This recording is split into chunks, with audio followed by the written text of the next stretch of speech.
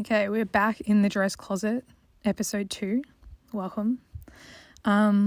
Listening back to my first podcast, I mean, it's always hard, like, hearing your voice, but, like, I realized, like, I swear a lot, which is funny because, like, I reckon in my entire life, I reckon I've heard her say, like, fuck, like, 5 times, like, my entire life. So then, like, but yeah, she came out with me. So, and, like, I feel like sometimes, like, that's good. I feel like sometimes there's no other word than just, like, fuck. But then, like, I realised that if you say it too much, it kind of, like, loses its effect. Yeah, but other than that, I'm happy with, like, a lot of the podcasts, like, how it's, like, short, 10 minutes or whatever. But I did realise that I was a bit anti-normal people last podcast. I didn't mean to be so anti-normal people, you know. There's enough division in the world. I want everybody to feel comfortable and, like, welcomed here, you know. Like, I feel for normal people. I feel like being normal would be, like, watching the world on black and white, you know? I mean, it must be hard being normal. Like, can you imagine just being accepted everywhere by everyone, just, like, all the time? I mean, like, how would you know who your real friends are? And, like, how would you deal with that pressure all the time to just, like, stay normal? Like, I'm just imagining, like, Becky, who's got, like, blonde hair, and she just, like, desperately wants to dye it, like, hot pink, but she can't because she's normal. So she goes by the name Rebecca, and Rebecca is just, like, imploding, like, shaking under this pressure to just, like, stay normal. One of my favourite quotes is by Unknown. Unknown's had some good ones over the years. But Unknown said, "In order to free yourself, you must first sacrifice your reputation." I mean, can you imagine having a good reputation? Can you imagine how shit that would be? I mean, like, imagine having to just, like, keep up this fucking facade, like, all the time. Like, fuck, and they say autistic people mask. I would love to meet my reputation. I feel like my reputation, I'm just picturing her. She's got, like, a patch over one eye, maybe a bit of a limp, you know. She looks like old Tom, if you ever saw that TV show. Or, like, Bart's evil twin in The Addict. Yeah. So welcome, people. Normal people, you're welcome here. Like, we're not going to judge you.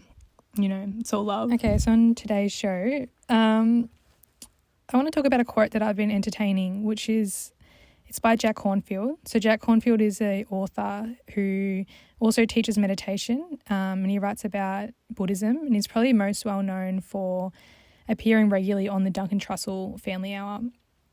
So the quote is, "Tend to the part of the garden that you can reach."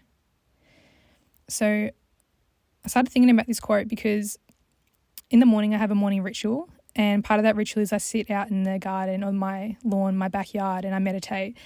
And I try to get sunlight, and this is good physiologically, like, it's good for your sleep cycle and things like that. But while I was sitting outside, I noticed that there's weeds growing in, like, the grass of, like, the house that I'm renting.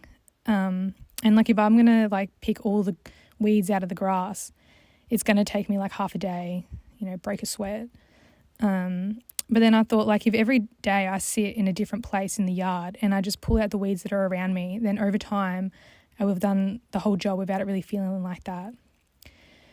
But the reason why I'm really kind of thinking about this quote is because I've been thinking about, like, all the wars that are going on in the world, you know, and there's something about these wars that just make you feel so helpless.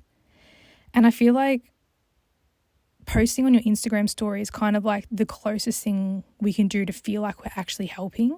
You know what I mean? I'm not saying it's not helping. I'm not, like, judging for doing that, you know, but I'm just saying that there's a helplessness about it. Like, we don't really know how to help or what to do. And so I think about this quote, "Tend to the part of the garden that you can reach."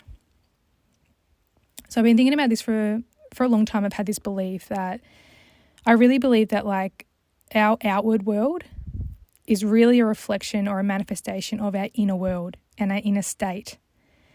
And Carl Jung talks a bit about this. He says that, he talks about the collective unconscious, and he says that the people that we elect as leaders are a reflection of, like, the collective unconscious. And I just feel like if all of us kind of looked inside and started doing the work, that a lot of these problems, these huge problems like war, could really be fixed even. You know, there's a quote that says World War III is spiritual. What does that really mean? Well, to me, it means that I think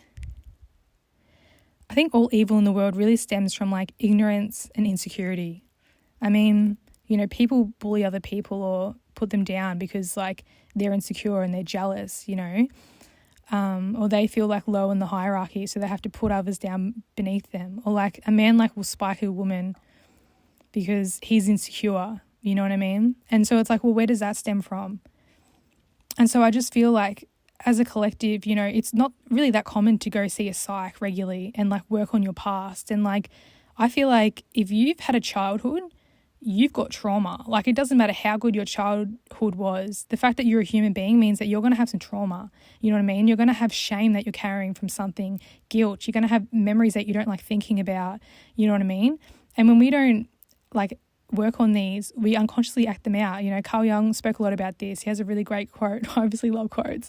And it says, until you make the unconscious conscious, it will direct your life and you will call it fate.